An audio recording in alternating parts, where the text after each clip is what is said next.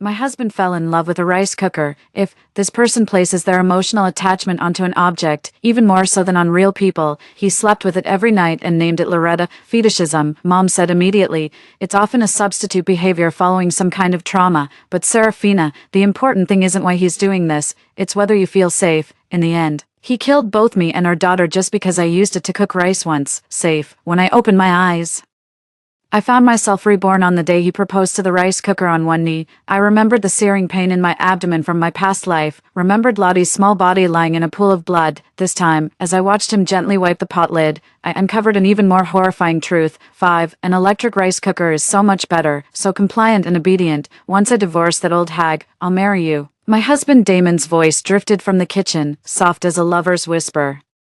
I stood in the middle of the living room, the glass in my hand nearly slipping. Everything around me feels familiar, telling me I've been reborn. I've been reborn back to the day Damon started talking to the rice cooker. Memories from my past life came flooding back. Damon fell in love with our rice cooker, demanded a divorce, and carried it into our bedroom every night. I thought it was just a joke he made because of work stress. Until that day, when our rice cooker broke, and I used his prized one to make a meal. Serafina, is breakfast ready? Damon's voice snapped me back to reality. I mechanically turned around and saw him standing at the kitchen door, cradling the brand new red rice cooker in his arms, his fingers gently caressing the lid as if it were a lover's face. Almost ready. I forced a smile, but my voice trembled slightly. Damon didn't notice anything amiss. He looked down at the rice cooker and said, "Loretta, what do you feel like eating today?"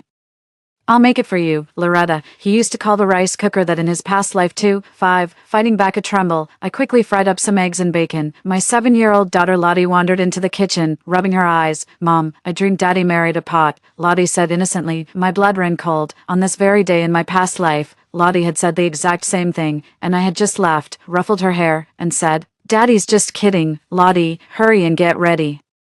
Mom will take you to school." My voice was unnervingly calm. Damon didn't notice us at all. He was meticulously wiping down the rice cooker's exterior with a soft cloth, his gaze as focused as if it were the most precious treasure in the world. My knuckles were white, gripping the steering wheel tightly on the way to drop Lottie off at school. Memories from a past life flashed through my mind like a movie. Damon became increasingly obsessed with the rice cooker, naming it Loretta.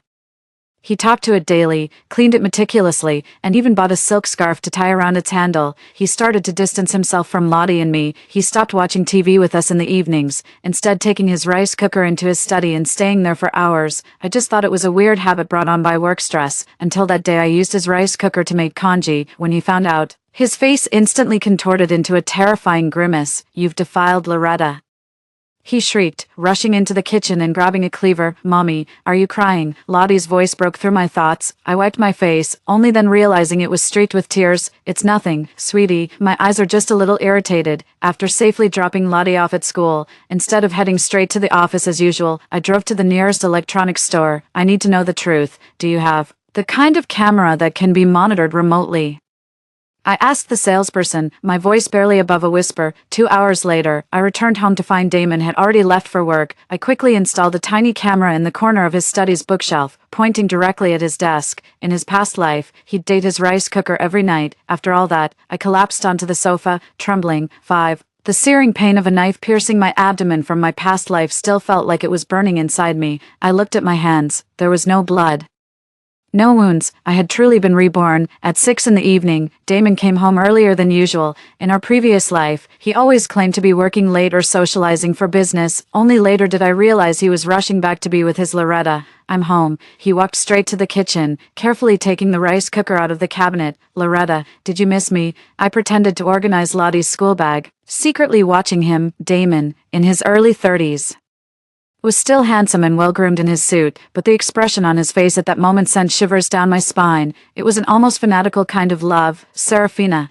I won't be having dinner tonight. Loretta and I will eat in the study," he said, pulling a delicate bento box from his shopping bag. I bought her new clothes. It was a mini apron, just big enough to fit over the rice cooker. "Okay," I replied curtly, trying to keep my expression neutral. On this day in my past life, I complained a few times, and he ignored me all night. Damon nodded contentedly, carrying the rice cooker and apron into the study, gently closing the door behind him. After confirming the door was locked, I immediately pulled out my phone and opened the surveillance app. On the screen, Damon was gently putting an apron on the rice cooker, then took a small photo frame from the drawer and placed it beside the appliance. "Loretta, Work was exhausting today, only seeing you helps me relax.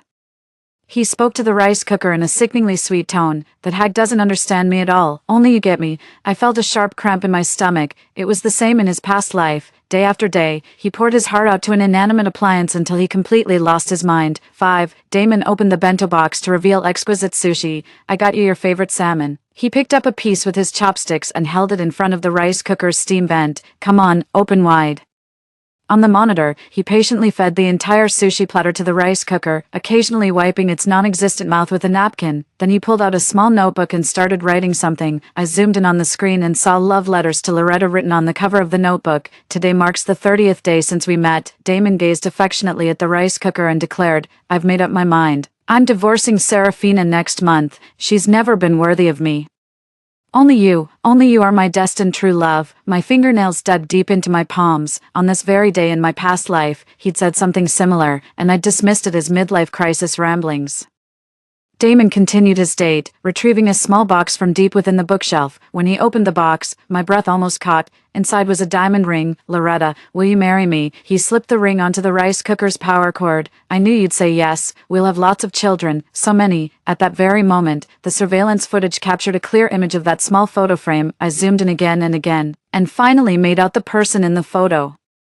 A young woman in her early 20s, with long flowing hair and a sweet smile. In the bottom right corner of the photo, a small line of text read, Forever yours, Loretta. Damon never mentioned this Loretta. Suddenly, all the pieces fell into place. The rice cooker was a Yushan brand, but he called it Loretta. He spoke to the rice cooker as if it were a real person. The design of that diamond ring is clearly outdated. It's obviously not a recent purchase.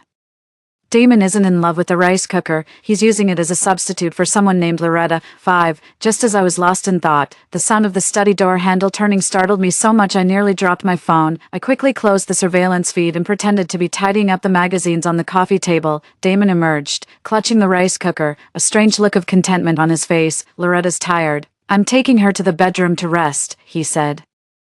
I'll sleep in the guest room tonight. On this very night in my previous life, I tried to stop him, which led to our first argument about the rice cooker. This time, I just nodded. All right, don't catch a cold. He seemed quite pleased with my compliance, carrying his beloved toward the guest room. As soon as the door clicked shut, I immediately returned to the surveillance monitor to replay the footage from tonight. I rewatched the clip of Damon pulling out the photo frame repeatedly until, from one particular angle, I finally spotted a name written on the back, Loretta. The name hit me like a bolt of lightning. Trembling, I opened my laptop and searched for the name on social media, adding Damon's university. A few minutes later, I found it, an account that hadn't been updated in 7 years, with the girl from the photo frame as its profile picture. The last status was posted on May 19th. 2018, tomorrow is Damon's birthday, planning a big surprise for him on May 21st. A local news brief reported, car crash near XX University leaves one female student dead at the scene. Damon never mentioned this part of his past. We met and fell in love, and he acted like a bachelor who had never been in a serious relationship before. I continued my search and came across a campus forum post from late May 2010 titled, In Memory of Loretta, Our Senior. The post mentioned that Loretta was Damon's girlfriend, and they were deeply in love. She tragically passed away on her way to pick up a birthday cake. At the time, she was also carrying an electric rice cooker, intending to prepare a special birthday meal for Damon as a gift. My blood ran cold. The rice cooker Damon's obsessed with now is the same brand as the one Loretta had with her when the accident happened. This isn't just a normal fetish, it's a pathological transference. He's projecting his longing and love for his deceased girlfriend onto a rice cooker. Just as I was reeling from the shock, Lottie's cries came from her room. I rushed over and found she was having a nightmare. Mom, I dreamed Dad didn't want us anymore. Lottie sobbed. I held my daughter tightly, remembering how she had fallen in a pool of blood in my previous life. No, sweetheart, Mommy will protect you. I promised softly, my voice surprisingly firm. 5. That night, I held Lottie as she slept, my mind replaying the horrific end of my last life and the astonishing truth I'd uncovered today. Damon's mind was clearly twisted. He saw a rice cooker as the embodiment of his dead ex-girlfriend and was even willing to kill for it. The next morning, I woke up 2 hours earlier than usual and meticulously checked every corner of the house. In the nightstand of the guest room, I found a diary. As I opened the first page, my stomach churned. On May 20th, 2010, Loretta left, taking my heart with her. Today at the mall, I saw a Royal Chef rice cooker, identical to the one Loretta had on the day of the accident. I bought it, and when I heard the steam release, it was as if I could hear Loretta's gentle laughter again. Flipping through the diary, it recorded how he gradually transferred his emotions to the rice cooker, until recently deciding to divorce Serafina and officially marry Loretta. On the last page, it read, "Loretta doesn't like Serafina and Lottie, they're too loud.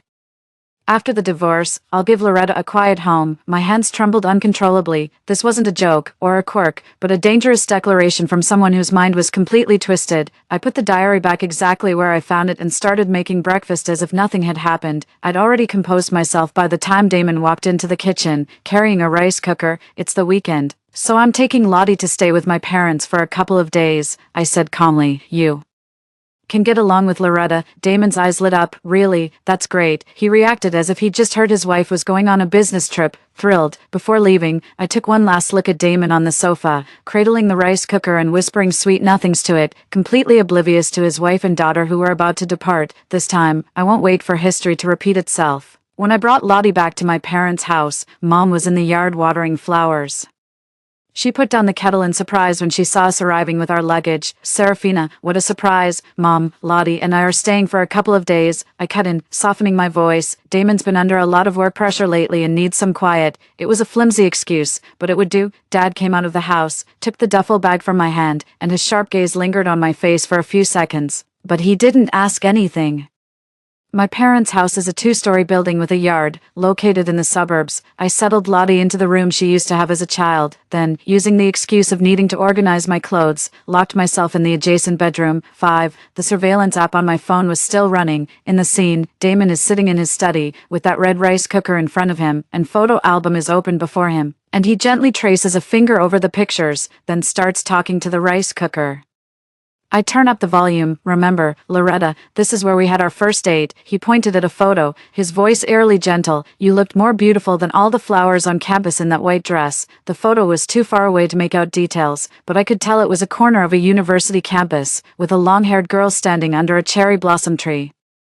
I held my breath, watching Damon turn to the next page. "That day you gave me this rice cooker and said you'd cook for me for the rest of my life." His voice suddenly choked. "But Serafina defiled you." My blood ran cold. In his past life, he used that very word, defiled, and then he killed us. On the surveillance footage, Damon suddenly stood up and began pacing back and forth in the study. "No, Loretta, I can't wait any longer." He bit his nails nervously. "They have to disappear.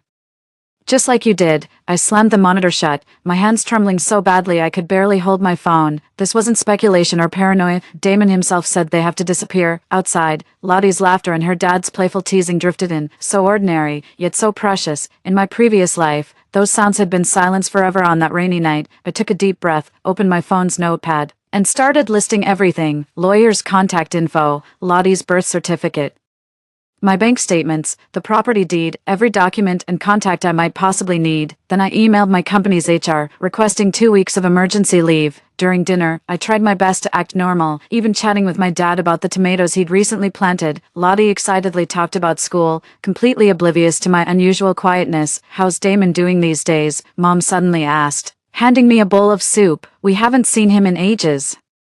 The spoon trembled slightly in my hand. "He's very busy," I answered vaguely. "There's a major project at the company." Mom nodded and didn't press further. Just before bedtime, she knocked on my door holding 2 cups of warm milk. "Here," she handed me one. "You've always blinked when lying since you were little." I took the cup, warmth spreading to my palms, and suddenly felt my eyes well up. "Mom, what if, just hypothetically." I stared at the faint ripples on the milk's surface.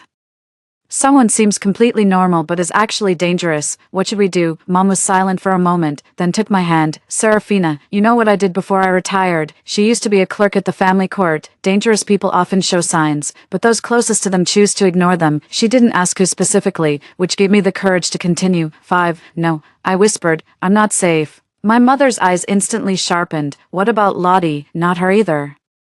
She set her cup down with a decisive movement. "First thing tomorrow, I'm taking you to see someone." That night, after everyone in the house had fallen asleep, I opened the surveillance feed again. Damon wasn't in the study, but the rice cooker was missing too. I scrolled back the timeline and saw him carrying it into the bedroom, our bedroom. The view switched to the bedroom camera, showing Damon placing the rice cooker on my pillow and gently tucking it under the covers. "Good night, Loretta."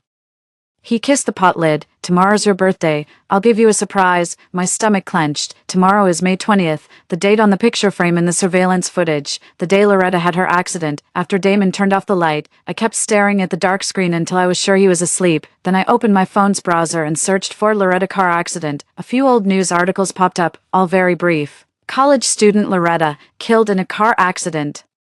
Hit-and-run driver fled the scene. One of the reports included a blurry photo of the accident scene, showing a deformed red rice cooker scattered on the ground, identical to the one Damon is now obsessed with. I suddenly understood the meaning of Loretta's birthday. It's not the rice cooker's birthday, it's Loretta's death anniversary. At 5 in the morning, I quietly got up and drove back to my own place. I needed more evidence. And Damon usually doesn't wake up until 7:30. The house was eerily quiet. I tiptoed into the study and went straight for his desk. The drawer was locked, but the key was in the pocket of Damon's favorite jacket. After 6 years of marriage, I knew all his habits. In the third drawer, I found what I called Loretta's corner, a stack of photos, a few handwritten cards, and a leather-bound notebook. The girl in the photos was around 20, with long hair and big eyes, smiling brightly under a cherry blossom tree.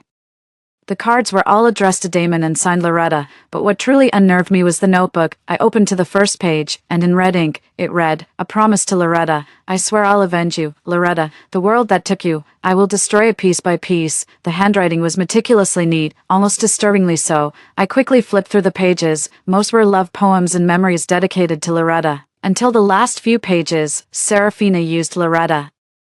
She defiled Loretta's pure body. Loretta is crying, and I must act. The date below this text was 3 days later, with a creepy smiley face drawn next to it. My fingers were trembling uncontrollably. In my previous life, that was the day he killed us. The last page of the notebook has a checklist. 1. Buy a new knife, sharper. 2. Clean the basement. 3. Lottie's school absence records. 4. Alibi. Every item was checked off except the last one. 5. My mind was racing. 3 days, in my previous life. I spent these 3 days completely unaware, until disaster struck. This time, it's different. I put everything back exactly as I found it, only taking photos of a few key pages. Just as I was about to leave, I heard a noise from the kitchen. Damon was awake. 2 hours earlier than usual. I froze in place, hearing footsteps approaching the study. At the last possible moment, I slipped into the study's large wardrobe. The door opened, and Damon's slippers appeared beneath the gap.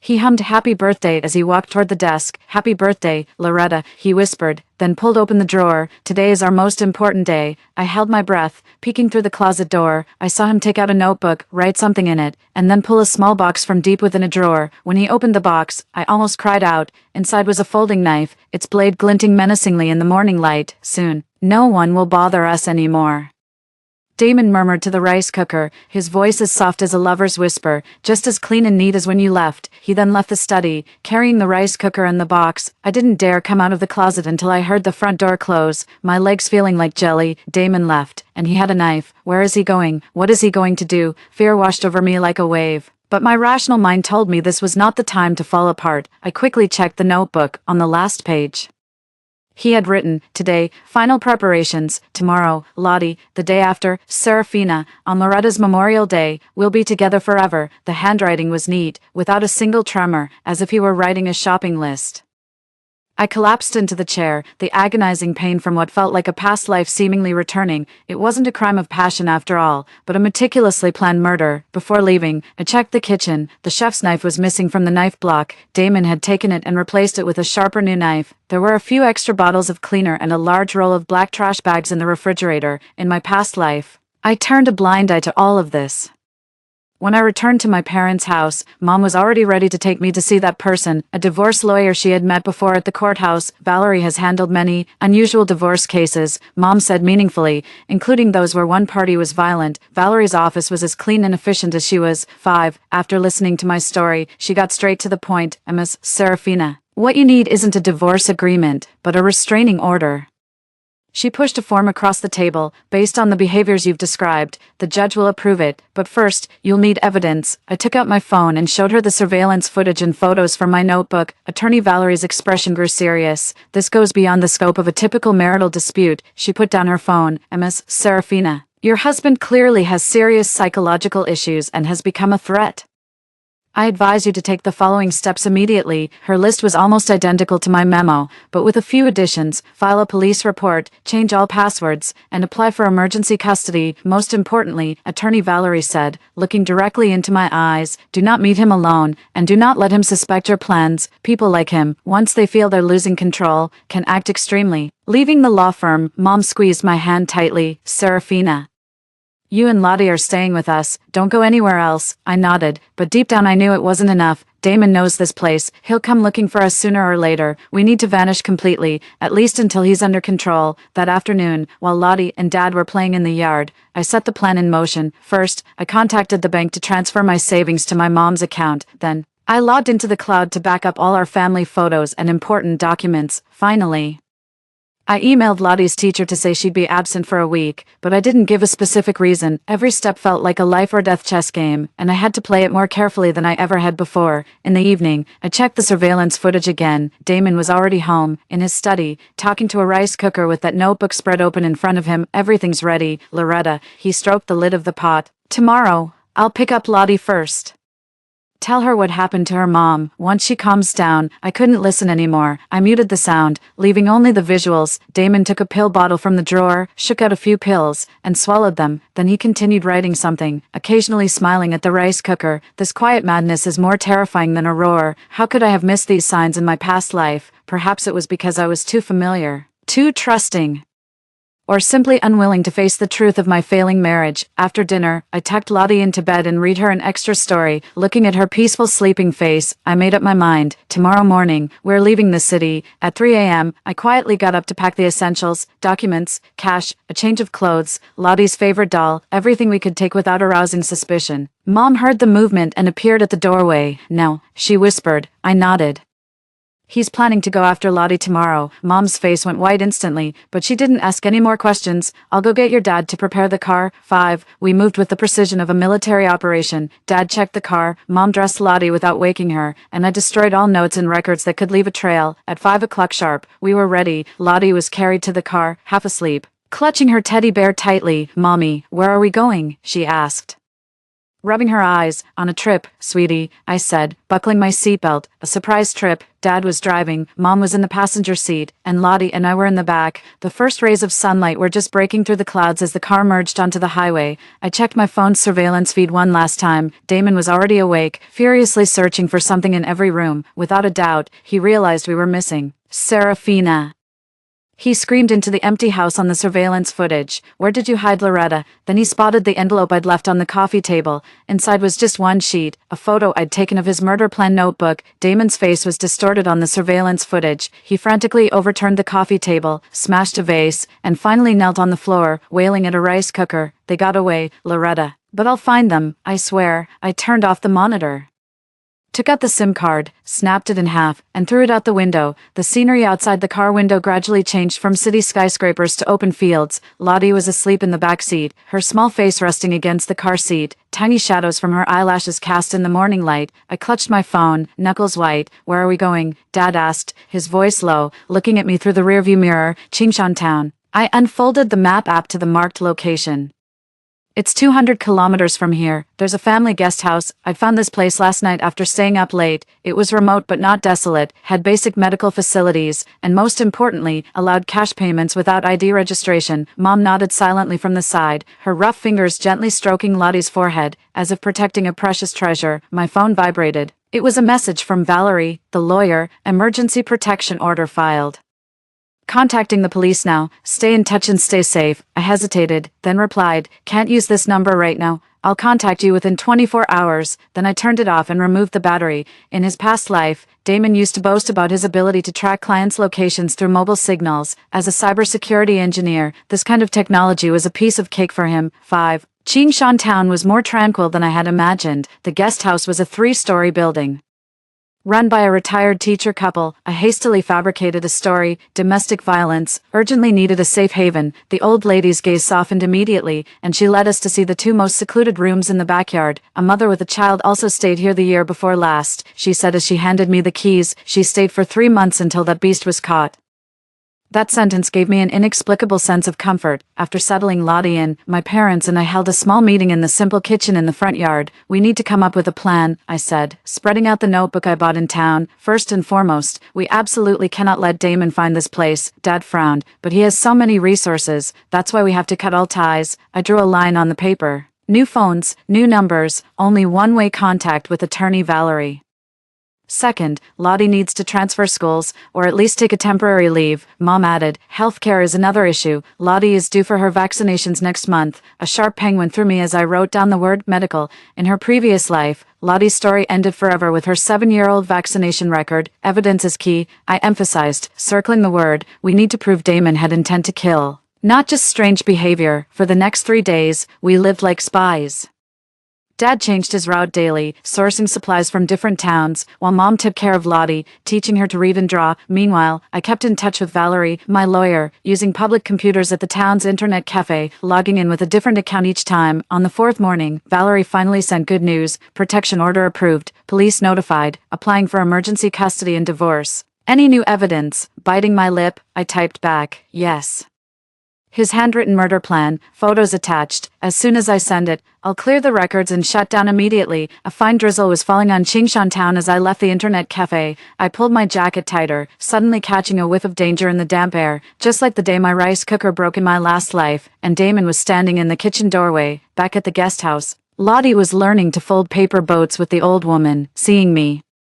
She held up a crooked little blue boat. Mommy, this is for Daddy. He said he'd take me boating. My blood ran cold. Lottie, when did Daddy say that? Last night, Lottie said, tilting her head. He told me in the teddy bear. The old woman looked at me, puzzled. I tried to stay calm and asked, Sweetie, what teddy bear? This little bear. Lottie pulled out her favorite teddy bear from behind, the only toy she brought with her the day she left home. I took the bear and felt an unnatural hard lump with my fingers, tearing open the seam. A tiny electronic device glowed with a faint red light, GPS tracker. My vision blurred instantly, and my ears buzzed. When Damon gave Lottie this bear in their previous life, he smiled and said, This way, Daddy will always find you. I thought it was just sweet talk. 5, Mom, Dad. My voice was shrill, not like my own. Pack your bags now. He found us. 10 minutes later. We squeezed into the car with just the bare essentials. The old woman slipped me a note. My daughter has an empty house in Pinewood Village. Here's the address. No one knows about it. We had just left town when Dad noticed a black SUV tailing us from a distance. Is that the one? He asked, his voice tense, looking through the rear window. I recognized the car. It was Damon's company vehicle, in the passenger seat. A red object was faintly visible. His rice cooker. Loretta, speed up. I told Dad, dialing 911 at the same time. The signal kept cutting out, but I still managed to clearly report our location and situation. This is Serafina. I'm being followed by my homicidal husband. License plate number. The call suddenly dropped. In the rearview mirror, the SUV suddenly accelerated, charging right at us. Hold on tight. Dad swerved the wheel hard, turning the car onto a narrow dirt road. The rain intensified, and mud splattered against the windows. Lottie started crying in the back seat, and her mother held her tightly. After a sharp turn, the hood suddenly started smoking. Damn this old car. Dad slammed the steering wheel. The car lurched to a halt at the edge of a pine forest. We split up. I decided instantly. Dad, take Mom and Lottie through the woods. Follow this path. It should lead to Pine Village. I'll draw him away. No, Mom grabbed my hand. It's too dangerous. I watched the approaching headlights in the rearview mirror. No time to argue. Remember, no matter what happens, don't look back. Keep Lottie safe. I jumped out of the car and ran towards the highway in the opposite direction. Through the curtain of rain, I heard the SUV's screeching brakes, followed by Damon's shout, Serafina. I didn't look back, just kept running until a pair of headlights enveloped me. Damon got out of the car and chased after me, the newly bought kitchen knife in his hand glinting coldly in the rain. Where did you hide Loretta? His voice was hoarse and distorted. And Lottie? I stopped and turned to face him. Rain streamed down his face, mingling with what looked like tears of fervent emotion. In his other arm, he clutched the red rice cooker, adorned with a ridiculous miniature apron. There is no Loretta, Damon. I slowly backed away. There's only Loretta, and she's been dead for 10 years. That name flipped a switch. Damon's face twitched. How do you know Loretta? I know you treat your rice cooker like it's her. I continued backing away, leading him further from the direction his family had fled. I know you celebrate her birthday every May 20th. I know. I took a deep breath. I know you planned to kill Lottie yesterday and me today. 5. His expression shifted from shock to a snarl. You looked at my notebook. The knife pointed at me. You've defiled Loretta's memory. Loretta died in a car accident. I continued. discreetly pressing the record button on my phone in my pocket. It had nothing to do with you. Why are you taking it out on Lottie and me? Nothing to do with her. Damon suddenly burst into laughter, his voice jarring in the rain. It was our 2-year anniversary that day. She went to buy a cake, and that rice cooker, she said she'd cook for me for the rest of her life. His voice choked. If it wasn't to surprise me, she wouldn't have taken that road. It's my fault. But it's also the world's fault. His twisted logic was chilling. I continued to prompt him. So you're going to punish the world by killing your own wife and child. You're not real, he shrieked, rain splattering. Only Loretta is real. You're just testing my defenses. His eyes were unfocused, as if staring at some distant point. System-programmed NPCs. His words sent a chill down my spine. I realized he might have completely lost touch with reality. Siren wails echoed from a distance. Damon's head snapped up, his expression growing even more deranged. You called the police. He lunged at me, knife raised. Then I'll just have to execute the plan ahead of schedule. A blinding light suddenly shone between us. Damon instinctively raised a hand to shield his eyes, and I took the opportunity to dive into the bushes by the roadside. Drop your weapons, the amplified voice boomed through the rainy night. 3 police cars fanned out, surrounding us. What happened next felt like slow motion. Damon turned to face the police. The rice cooker fell into the mud, and he raised his knife. A police officer, who seemed to have appeared out of nowhere, struck Damon with a taser. He fell stiffly to the ground, his knife clattering beside him. The other officers swarmed him, quickly subduing him. Miss Serafina, a female officer asked, helping me up. Are you all right? I nodded, but my eyes remained fixed on Damon. Pinned down in the mud, he still struggled to reach for the rice cooker, muttering, Loretta, Loretta. At the police station, I cooperated and completed all the statements. Inside the trunk of Damon's SUV, police discovered a gruesome toolkit, ropes, duct tape, a large quantity of sedatives, and a notebook detailing a murder plan. Unlike the rough draft I saw, this plan is precise down to the minute. He's a professional, the detective captain in charge of the case told me. The plan included how to create an alibi, how to dispose of the body. He chose his words carefully. It's a miracle you and your daughter survived. I let out a wry smile. Not a miracle, but a second chance. They'll never understand that. 5. Attorney Valerie arrived in Green Mountain Town the next day, bringing more good legal news. The emergency protection order was in effect. The divorce proceedings were being fast-tracked, and temporary custody of Lottie had been granted to me, and this, she said, handing me a document, was found when the police searched her house. It was a photo of the complete altar in Damon's study's secret room, a rice cooker placed in a glass display case, surrounded by Loretta's photos, candles, and even a small incense burner. Most chilling were the sticky notes plastered all over the wall, detailing my daily schedule and Lottie's school drop-off and pick-up times, a surveillance that had lasted at least half a year. He's not right in the head, is he? I whispered. Attorney Valerie nodded. The police have arranged for a psychiatric evaluation. Regardless of the outcome, it won't change the nature of the case. This was premeditated attempted murder. A week later, we returned to the city. The house was sealed off as a crime scene. So Lottie and I stayed at my parents' place for the time being. That night, after putting Lottie to sleep, I finally let myself fall apart, screaming silently in the bathroom, pounding my fists against the wall until my knuckles bled. It wasn't grief, it was release. The fear and anger I couldn't express in my past life had finally found an outlet. A month later, Damon's psychiatric evaluation came back. Object personification delusion accompanied by severe depression. The report explained how he had completely projected the image and spirit of the deceased Loretta onto that rice cooker, developing an entire delusional system around it. He believes the rice cooker is Loretta reincarnated, the psychological evaluator told me. In his delusion, you and your daughter are obstacles to their love. On the day of the incident, he was experiencing an acute psychotic episode. I closed the report and asked the most crucial question, will he go to jail?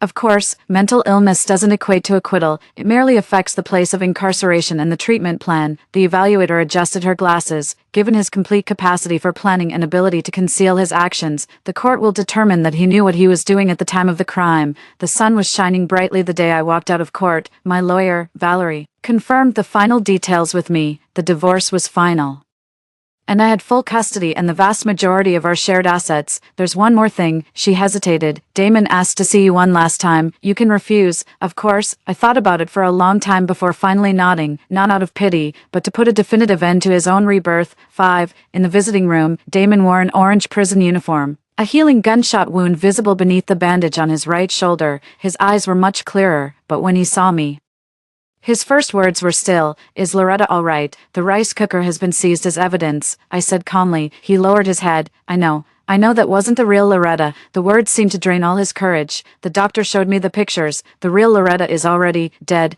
I finished his sentence. 10 years, Damon, and you almost dragged Lottie and your wife down with you, all for a dead woman. His tears fell onto the metal table. I missed her too much. After that day, I felt like I split into two people, one who went to work, got married, had kids, the other forever stuck in that moment. He looked up, his eyes pained but clear. When I saw that rice cooker, the second me, I was silent for a long time. The tragedy of a past life, the narrow escape from death in this one, it all stemmed from a young man's unresolved grief. I'll take Lottie out of this city, I finally said. I hope you get the treatment you need, as I got up to leave.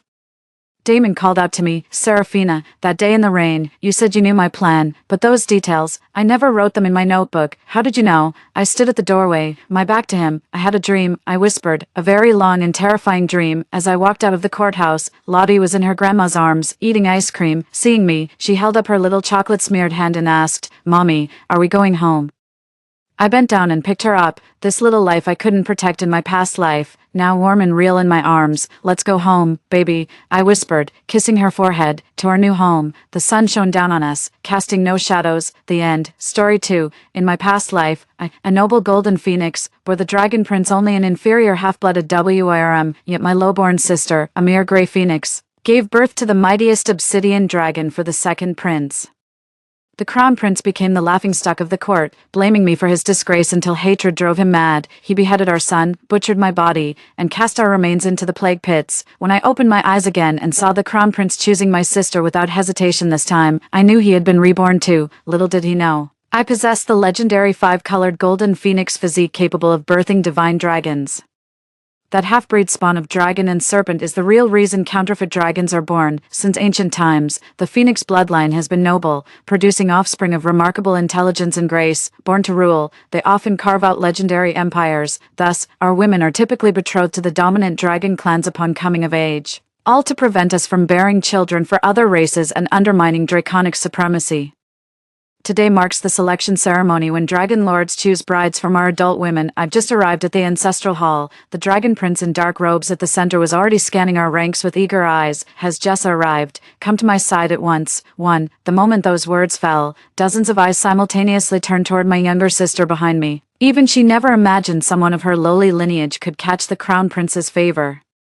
Her face lit up with surprise while still managing to shoot me a challenging glance. This isn't proper. My lineage isn't as pure as elder sisters, let alone how she's been devoted to the crown prince for years. Wouldn't this break sister's heart? What if the clan gives me trouble afterwards? By the end, her eyes reddened as tears began falling freely. The crown prince's heart ached as he frowned, swiftly pulling her into a tight embrace. Don't worry, as long as I'm here, no one will dare lay a finger on you. His gaze toward me was piercingly cold, laced with resentment beyond ordinary comprehension. What good is pure bloodline? The real skill lies in bearing gifted children. I know he's holding a grudge because in our past life, I bore him the lowest-ranked pseudo dragon in the clan. Not only did it disgrace him publicly, but the Dragon King outright called him worthless, costing him his crown prince status, while Prince Eli, whom he always despised, sired a rare black dragon with my sister, a once-in-a-century occurrence. Not only did he make a spectacular debut, but his silver tongue also won the Dragon King's favor. The successor to the dragon throne was decided on the spot. Despite years of meticulous scheming, all his efforts came to nothing. A fallen phoenix is less esteemed than a chicken. Those who once fawned over her now mock her mercilessly. How could his proud nature tolerate such humiliation? In a fit of rage, he stormed back to his chambers with sword in hand. I had just emerged from postpartum confinement, pitifully weak and vulnerable. I watched helplessly as he beheaded my son. My screams turning hoarse changed nothing. He ran me through with his sword, and with his dying breath he snarled at me, "You wretched woman, if it weren't for you holding me back, I'd be the one sitting on the throne now." In utter despair, I perished by the hand of the one who once shared my bed.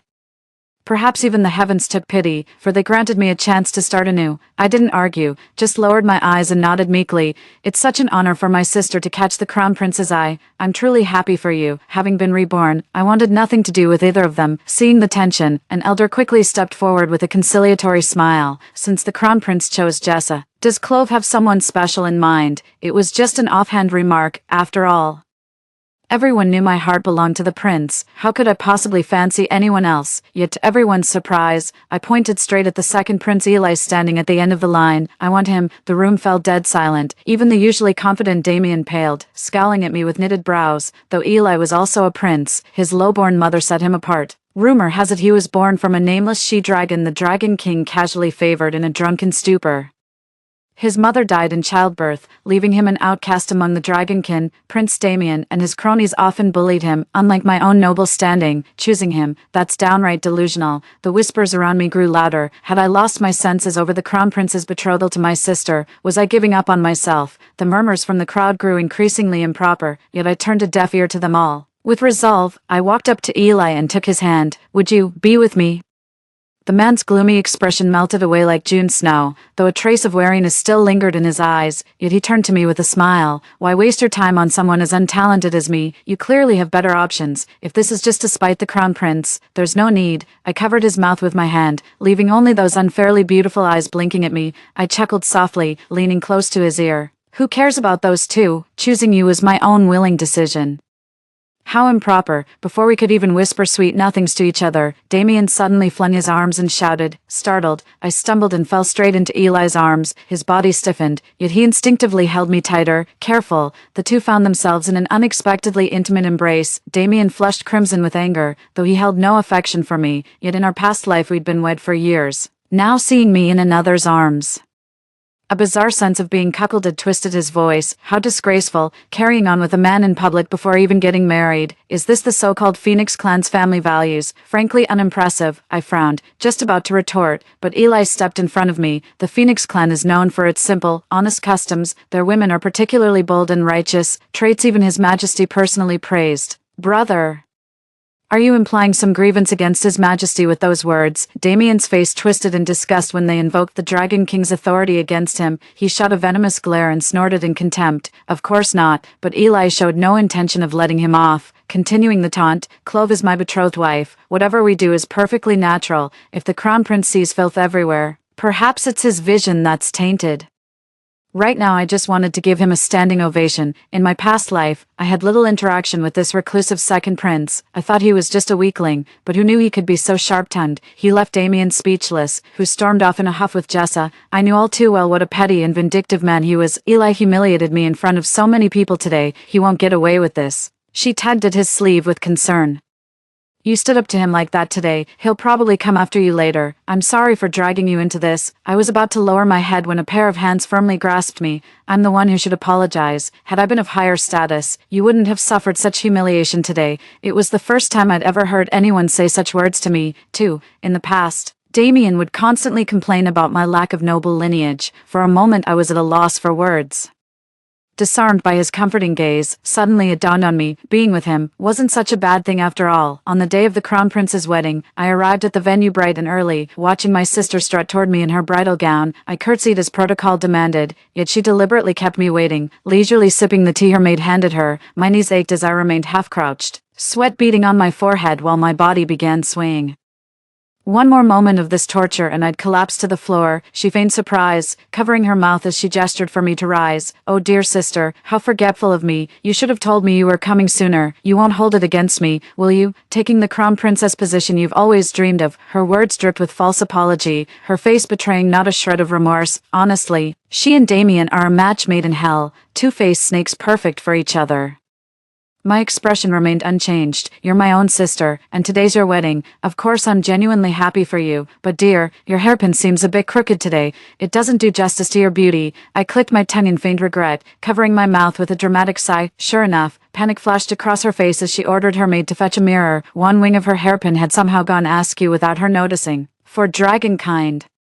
Omens hold grave significance. This was terribly inauspicious. In a fit of rage, she grabbed her maid and pinched her viciously. You wretch, why didn't you warn me sooner? What do we do now? The ceremony is about to begin. Then her eyes fell upon the gift box in my hands, and her face instantly lit up with delight. Inside lay an exquisitely crafted hairpin, dazzling with vibrant colors. It's infinitely prettier than what she's wearing on her head. She immediately snatched up the hairpin inside. What's this, sis? How could you keep such a treasure hidden from me? I pretended reluctance and reached to take it back. Sister, this was meant as a gift for the queen. If you take it, how shall I explain myself? You know my husband's standing in the clan has never been high. These treasures took me such pains to acquire. I watched her reaction as I spoke. Her eyes lit up with greedy delight. How could she resist such a chance to show off while putting me in a difficult position?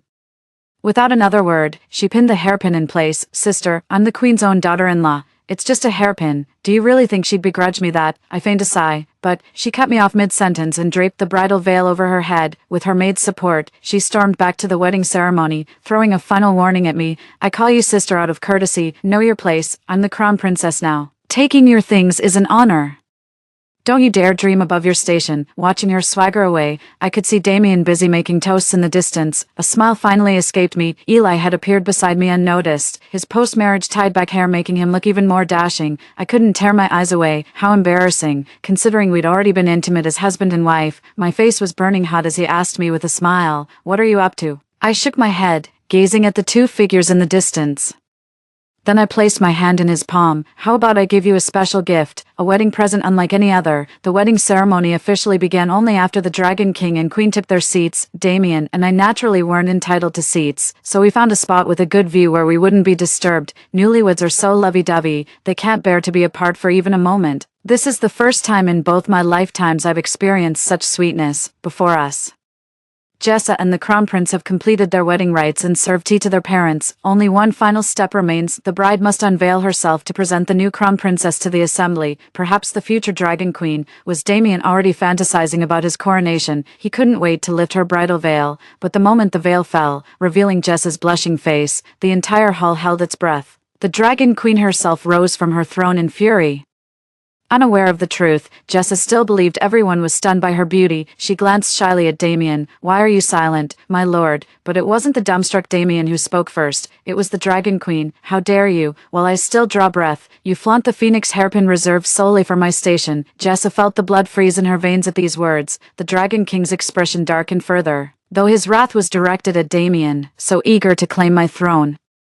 "Shall you parade in my robes through the streets tomorrow? Don't think I can't see through your little schemes. You're not my only son." Damien thudded to the ground with a crash, frantically kowtowing. "Father, I truly didn't know this would happen. She wasn't wearing this hair ornament when she left this morning." "So you're saying she deliberately changed this hair ornament just to show off in front of me and the Queen Mother, to put us in our place?"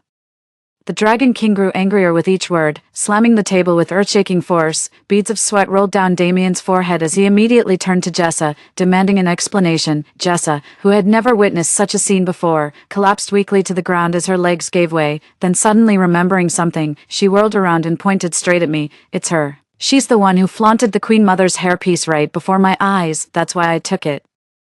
Every eye in the room instantly focused on me. Unfazed, I stepped forward with measured grace and offered a respectful curtsy. This was indeed brought by me. I had it specially crafted by artisans days ago. Upon hearing Her Majesty favored such things, who'd have thought the Crown Princess would take a fancy to it? My explanations fell on deaf ears. It was wrested from me by force. This daughter-in-law is truly inadequate. With that, I produced a handkerchief to dab my tears. The very picture of wounded innocence, hilarious, as if I don't know how to play the victim too. Seeing this, Jessa's maidservant immediately fell to her knees. "This humble servant can testify," but the second prince's consort objected, and the Crown Princess outright used her status to intimidate her. She claimed that as the future Dragon Queen, this item rightfully belonged to her. Never did she imagine her own maidservant would betray her. Jessa was so furious she started spewing venom. "You bitch, how dare you spout such nonsense?" In her mind, she was the supreme mistress whom no one dared to disobey, yet it never occurred to her that she'd been treating them with nothing but abuse. They'd long held grievances against her. This domineering demeanor bore no resemblance to a crown princess. Drawing hushed whispers from the surrounding guests, it all boiled down to criticism of the Dragon King's lax household discipline. How could such a woman be welcomed into their family? The Dragon King's expression grew increasingly grim. He finally slammed the table. Enough. The chaotic scene fell silent instantly. The Dragon King's commanding presence alone carried authority. Slowly approaching Damien, the elder looked down at his overreaching son with disdain. This is the carefully chosen bride of yours. How could such a woman possibly lead our dragon clan? Evidently, your judgment is severely lacking. You're hereby relieved of your crown prince duties. Go reflect on your failures. These measured yet merciless words struck Damien like a mortal blow. All those years of planning ruined by a mere hairpin. My body swayed unsteadily. Instinctively, I cast a pleading glance toward the dragon queen. Mother, yet the queen's gaze remained fixed on me, her lips curling in satisfaction. Free, I only mentioned it in passing that day. I'm touched you actually remembered. This pattern is truly exquisite. I can see you've put tremendous effort into it. My candid response greatly pleased the dragon queen. Even her gaze toward Eli softened noticeably. The wedding was hastily concluded amidst this little incident. Rumor has it that the sounds of shouting, beating, and shattering teacups echoed from Damien's mansion all night long. When we saw Jessa the next day, all her former arrogance had vanished. She was bundled up in layers of clothing despite the sweltering July heat. Only you could tolerate this. Ignoring his murderous glare, I leisurely swirled the teacup in my hand. The world only sees Damien's youth and promise, unaware of his explosive temper, treating his wife like dirt. When we were alone, he'd hit and curse at me whenever he pleased. It was truly suffering beyond words. In my past life, his abuse left me emaciated to skin and bones. Now, Jessa has finally fulfilled her long-cherished dream of marrying him. Are you satisfied now? Not just me. The other imperial consorts at the table were even more sarcastic. The crown prince certainly dotes on his wife. Has he dressed her in every robe from the palace wardrobe? Dear sister, your memory fails you. He's no longer the crown prince. Just a titular grand prince without real standing. Oh, absolutely. My memory's like a sieve these days. Do forgive me, former crown princess. The battles between women are no less fierce than those among men. Their barbed exchange was enough to make the haughty Jessa wish the ground would swallow her whole. But she brought this upon herself. Her arrogance during her days as crown princess knew no bounds, made enemies of quite a few people. Fuming, she clenched her handkerchief tightly while shooting daggers at everyone present with her almond-shaped eyes. Yet not a single word could escape her lips. After barely sitting through the time it takes for an incense stick to burn, she excused herself citing illness. Somehow, she staggered a few steps before collapsing face first onto the ground. Cold sweat instantly beaded on her forehead. No matter how much she disliked her daughter-in-law, she didn't want any accidents happening on her watch. The dragon queen urgently summoned the royal physician, and the crowd formed a circle around them. Having experienced childbirth myself, I recognized her symptoms and began forming a quiet suspicion. As if confirming my thoughts, the physician knelt on the ground. Congratulations, Your Majesty, the crown princess is with child. The pulse shows stable signs. She appears to be about 2 months along. After the imperial physician finished speaking, not a single face in the crowd showed any sign of joy. Instead, their expressions turned scornful.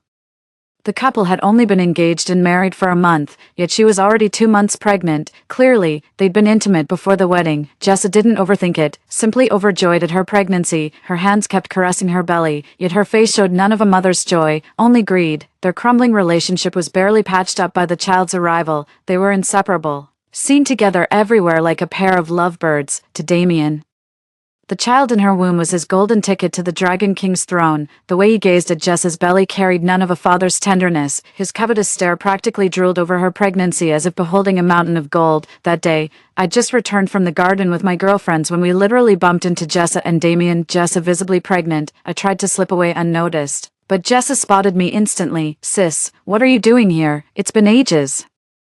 I've missed you so much. With her laying it on that thick, how could I possibly play dumb? Feigning surprise, I walked over and beamed at her belly, yet I kept my distance, not daring to get too close. Obviously, she's a walking hazard right now. Who'd dare mess with her? Sensing my hesitation, she deliberately waddled closer with her pregnant belly. Sis, feel it quick. Is it a boy or a girl? Honestly, I'd love either, but motherhood, such bittersweet joy.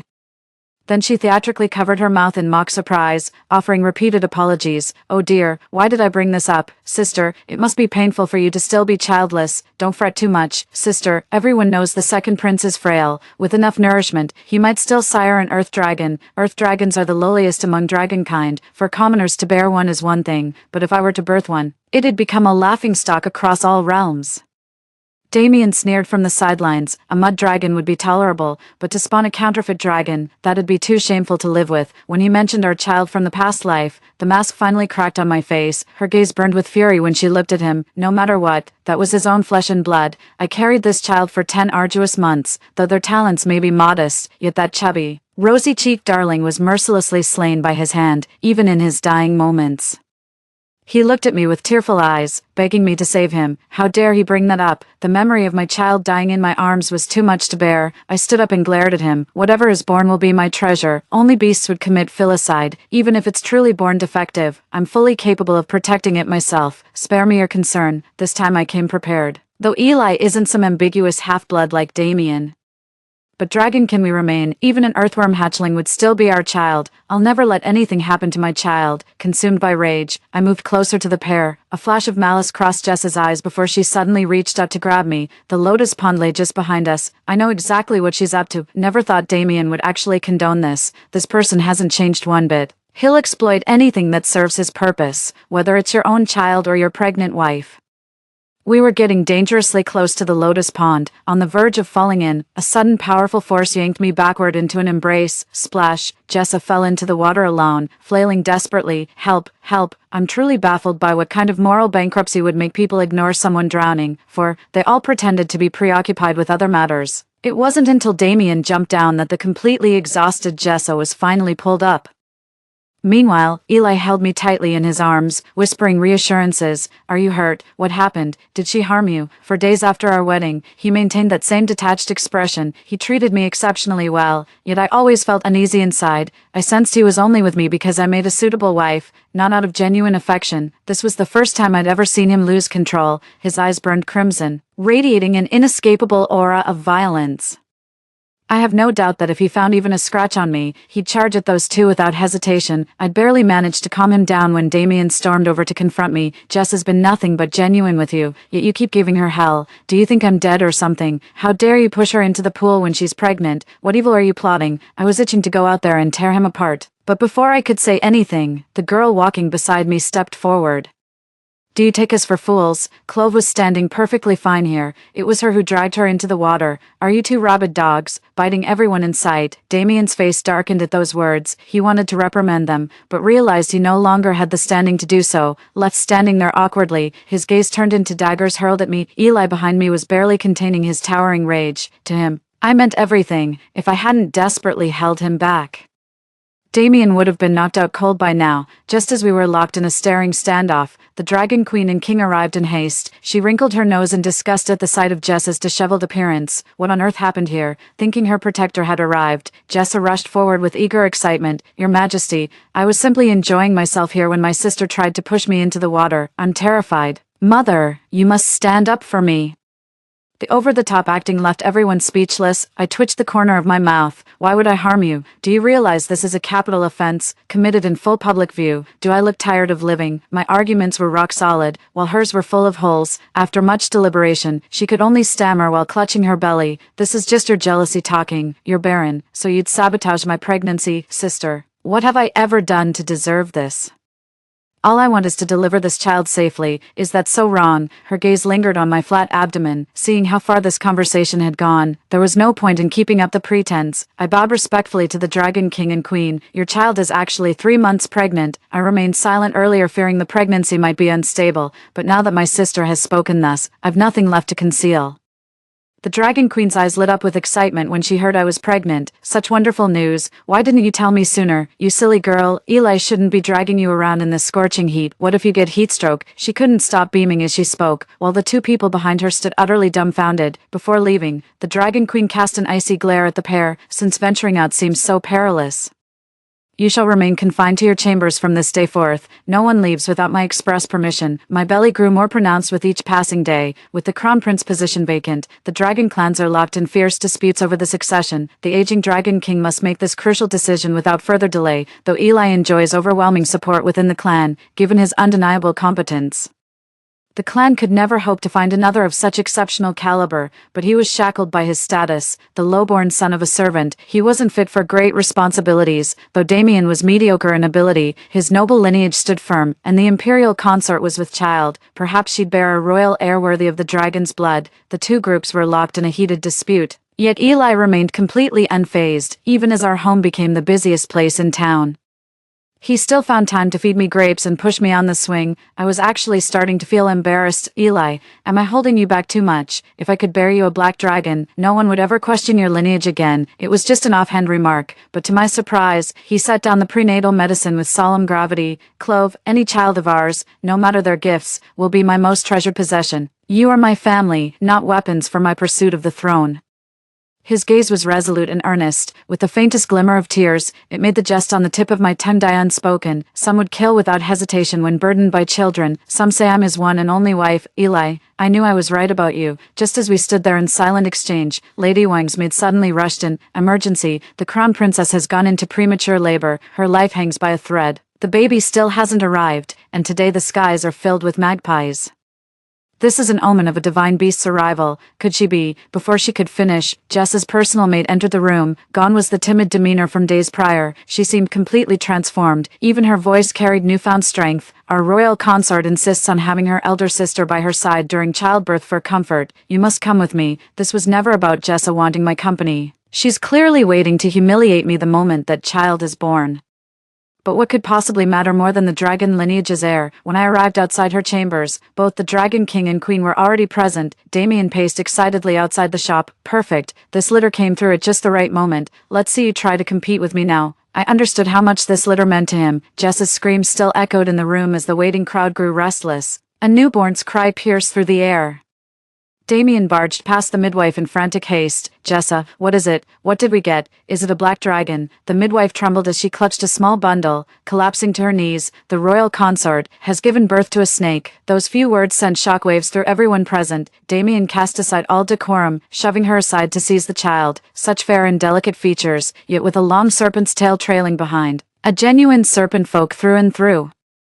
My mud dragon may have been lowly before, but at least it carried draconic blood. Now it's been distilled to pure essence. 5. Damien nearly choked with rage, seeing nothing but green above his head. This was his last shot at a comeback. Now everything's gone. He'll definitely lose the tribe's support. A surge of rage burned through his mind, making him nearly charge in to kill Jessa on the spot. This can't be. This child isn't mine. I'm a dragonborn. As he teetered on the edge of breakdown, the Dragon Queen seized Eli's wrist with sudden determination. Her face paled when she saw the crimson birthmark. So it's true, you're my real son. It turned out that after the Dragon King drunkenly favored the palace maid, she knew her days were numbered. During childbirth, she risked her life to swap the Dragon Queen's baby with her own. Thus Damien usurped Eli's position for centuries. The true crown prince was even bullied, living in utter misery. Fortunately, his abilities remained intact. If the Dragon Queen hadn't treated Damien's wounds and noticed the missing birthmark on his hand, they would never have sent investigators to uncover the truth of that year. I fear their true identities may never come to light. No wonder the Dragon Queen has shown Eli and me such kindness. She suspected our origins all along. Now she finally knows which one is her trueborn son. Tears welling in her eyes, the Dragon Queen clutched his hand. My son. It's all my fault for failing to protect you back then. That vile woman took advantage of my negligence. Don't worry, my child. I'll make it up to you. The throne will rightfully be yours. The Dragon King was utterly shocked upon learning the truth of what had transpired. Heartbroken by his son's suffering, he surrounded both Eli and me with his presence. The revelation shattered Damien completely. His imperial dreams crumbled. He remained nothing but a half-dragon, half-serpent abomination. Eli, the one he despised most, had transformed into a noble-blooded true dragon. Even after rebirth, he faced the same bitter end. The blow was so devastating that he staggered, then suddenly noticed me standing nearby with my swollen belly. You wretched woman, don't you dare abandon me to chase your own riches and glory. Let's see who'll still support you when you can't even bear a child. With that, he lunged desperately at my belly. Just as he was about to touch me, Eli dodged and sent him flying with a powerful kick. He rolled on the ground a few times before coughing up a mouthful of blood. Eli had clearly been holding back for too long. The kick was delivered with full force, but I was still shocked by all this, especially with his sudden move. The sudden labor pains triggered premature delivery. Fortunately, the midwife was still present, and everyone hastily carried me inside. Eli turned pale with worry, clutching my hand desperately as the midwife gently advised, Your Highness shouldn't enter, the birthing chamber brings ill fortune. But Eli couldn't care less about all that. After drifting through half his life, he'd finally found a home. Dragon Kings and Queens meant nothing. If anything happened to me, what would become of him? Seeing how inseparable we were, they had no choice but to let him tag along. The Dragon King and Queen paced anxiously outside the gate. Suddenly, A great flock of magpies descended from the sky, circling above the palace. Their melodious calls filled the air in unison. A piercing shriek erupted from within the hall. It's the divine dragon. Her Majesty has given birth to the divine dragon. I was born with the legendary golden phoenix physique. Any worthy mate would have sired pure-blooded descendants with me, yet Damien turned out to be a half-breed, squandering my divine heritage, were it not for my impeccable lineage. We couldn't even have produced that mud dragon whelp. Now that Eli and I have joined forces, our baby is fair-skinned and adorable, covered in dragon-like scales, looking like a Lucky Charm doll, most remarkably gifted. Started calling family members right after the confinement month. Grandpas, grandmas, daddies, and mommies. The little one never stops calling. The dragon queen and king couldn't get enough of the little one, their faces stiff from constant smiling. Then and there, he declared his retirement from dragon affairs due to old age, passing the Dragon King title to Eli. Now he spends his days playing with the children in the palace, enjoying his golden years. As for Eli, he's swamped with work, yet still manages to nuzzle against my neck under the covers every night like an affectionate kitten. Jessa couldn't accept giving birth to a snake. Upon learning the truth, she hurled vicious insults at the now monstrous Damien, beaten to the ground by Damien. She fled back to her maternal clan under cover of night. Her mind began unraveling. She'd sit beneath trees daily, caught in cycles of hysterical laughter and weeping. Damien claimed she'd actually birthed a black dragon, not a mere serpent. Damien completely lost his grip on reality, going so far as to rally a mob in a deranged attempt to stage a rebellion. That ragtag bunch couldn't even make a ripple before being swiftly crushed. He was thrown into the Imperial dungeon. And I actually went to see him there, sitting slumped on the floor, reeking of filth and defeat. Gone was the dashing spirit of his younger days. He scrambled to his feet when he saw me enter. You came for me. I knew you couldn't forget me. Quick, get me out of here. I couldn't help but admire his sheer audacity. Anyone in their right mind would steer clear of him. He tried to lunge at me, but the chains behind him kept him pinned to the ground. All he could do was glare at me with pure hatred. Meanwhile, I just casually examined my fingernails. What a pity. Did you ever imagine this day would come when you murdered me and our child? His face froze when I mentioned our past lives. Then he began pounding the ground wildly. I knew it. You're a reincarnator too, you bitch. Why are you helping him? I'm your rightful husband. How dare you side with outsiders? I'll kill you. I swear I'll kill you. He writhed on the ground but couldn't muster the strength to rise. Defeated, he remained slumped on the dirt, his wound reopened during the struggle, sending trails of blood trickling down his forehead, dripping onto the ground, a complete mess. I smiled faintly. Your life has reached its end, but mine is just beginning. You won't die, because I'll repay every ounce of suffering you made me endure in our past life. Enjoy the taste of your own medicine. With that, I strode out of the stinking dungeon. At my signal, the guards filed in one after another. The screams inside could be heard clearly from miles away. The sound gradually faded away. They must have been tortured to exhaustion. The metallic scent of blood hung heavy in the air. Fresh air greeted us outside the cell. The maid placed the giggling child in my arms, and I gazed at my laughing son. A wave of warmth flooded my heart. How wonderful my life is. Story 2. On the 15th day of the scorching heat, with temperatures outside reaching 48 degrees Celsius. People were gripped by the fear of an impending apocalypse, desperately stockpiling supplies. Water and electricity were now being supplied only during specific times, and the news urged everyone to hoard goods and stay indoors. Outside, the grass and trees had turned yellow and wilted under the relentless sun, and the streets were deserted. However, today my house was bustling with activity, as I had notified the entire village that they could buy anything from my family's store at the original price. Early in the morning, villagers from nearby had gathered around, jostling and shoving at the storefront in an effort to get to the front. Some cursed loudly and even came to blows. I kept the door firmly shut, hearing the anxious knocking and swearing from outside. Didn't she say we could buy things? Why isn't she opening the door, with supplies so precious now? Maybe she's having second thoughts. I knew it was too good to be true that someone would sell their survival goods. Let's just break down the door and take what we need. Hurry up and open the door, girl. It's too hot, and it won't be good if we all overheat out here. Thankfully, I had installed a sturdy door beforehand to prevent theft, which kept them at bay as long as they didn't bring tools to smash it down, so I felt safe enough to eat a few small buns for breakfast inside. Just when the crowd outside was about to break down the door, the village had arrived. I then went to open the door. Everyone looked greedily at the array of goods on the shelves, but the law still held enough sway to prevent them from outright theft in my presence. Eventually, organized by the village committee, everyone left satisfied with their purchases. By the time the sun was high in the sky, Everything in my store had been sold, even some old shoe brushes that had been sitting around for years. In this uncontrollable heat, money had become the least useful thing. Tangible goods were the only real security. As I was happily counting the money, a van pulled up at my doorstep. My parents and younger brother climbed out, dusty and weary. They were stunned by the empty shelves in the store. The village head, full of praise, complimented my father. "Your daughter really knows the bigger picture. She voluntarily offered her supplies to help the village through this hardship. She's a good kid." After the village head left with the last bag of rice and a bucket of water, my parents were completely dumbfounded. My father, in disbelief, asked, "What happened here? Where are all our things?" "I sold them," I replied cheerfully. Many people in the village hadn't stored any supplies, and I was worried about everyone. "So I sold all the stuff from the store." My father turned pale with anger, and my mother, in a flash of fury, rushed up and slapped me hard across the face, pointing at my nose. She scolded, "Have you lost your mind? What are we supposed to eat and drink now?" I touched my face, a cold smirk in my heart. What? So it was okay for them to play the saint in their time, but not for me. The range of the red high temperature warnings in the news is expanding.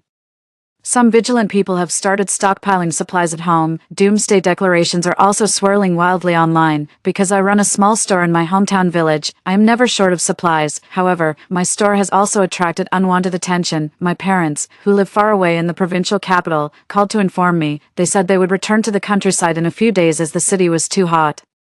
They also instructed me to hide our household supplies well and not to give them to anyone else. I obediently locked the gate and stayed indoors all day. During the day, familiar voices of uncles and aunts pleaded at the door, asking me to sell them some food and water. Thinking of my parents' advice, I painfully refused. At night, I could hear rustling sounds at my front door. I don't know if it was because my new door was very sturdy, or if the people outside hadn't reached their breaking point.